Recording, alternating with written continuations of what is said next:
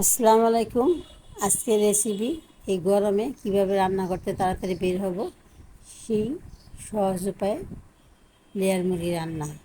তো প্রথমে আমি এখানে তেল দিব প্রায় হাফ কাপের চেয়ে একটু বেশি, আর দিব 2টা তেজপাতা, 3-4টা দারচিনি, 2-3টা লং, 4টা এলাচ দিয়ে আমি সামান্য একটু ভেজে নিব।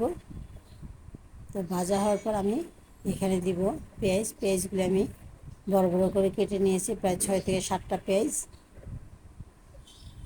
এরপর আমি দিব এখানে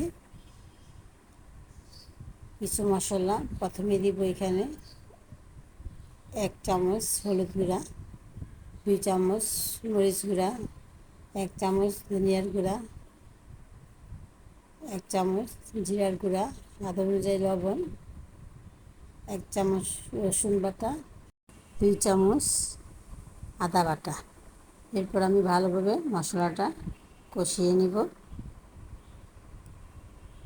তো মশলাটা কষানো হয়ে গিয়েছে, আমি এখন লেয়ার মুরগিটা দিয়ে দেব।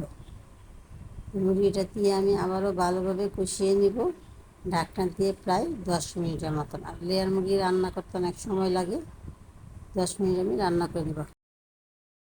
তো আমি 10 মিনিট পরে এসে আবারও ভালোভাবে মাংসটা মিশিয়ে নিব।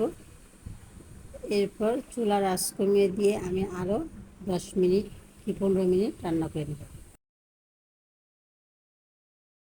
তো আমি আবারও 15 মিনিটের পরে এসে দেখি মাংস থেকে সামান্য একটু পানি উঠেছে। আমি আরও চুলার আঁচ কমিয়ে দিয়ে আরও 10 মিনিট রান্না করব।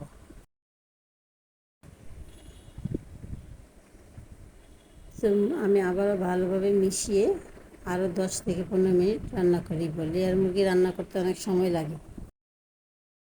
তো আমি 1 ঘন্টার মতো মাংসটা কষিয়ে নিয়েছি, আমি আরও 5 মিনিট কষিয়ে নেব।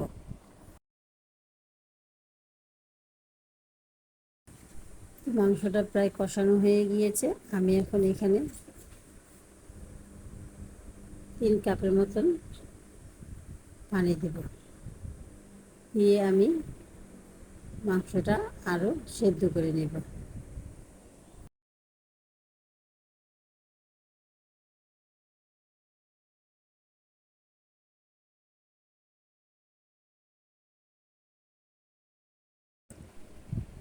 তো মাংসটা ফুটে উঠেছে আর প্রায় 70% সেদ্ধ হয়ে গিয়েছে। আমি এখন আবারও ভালোভাবে মিশিয়ে নিব। মিশিয়ে নিয়ে আরও 10 মিনিট রান্না করব ঢাকনা দিয়ে। এরপর আমি মুরগির ডিমগুলি দিয়ে দেবো এক সাইডে, দিয়ে আমি আরও 20 মিনিটের মতন রান্না করব। তো আমার লেয়ার মুরগি রান্না প্রায় শেষ হয়ে এসেছে, আমি আরও 5 মিনিট ঝোলটা শুকিয়ে নিব।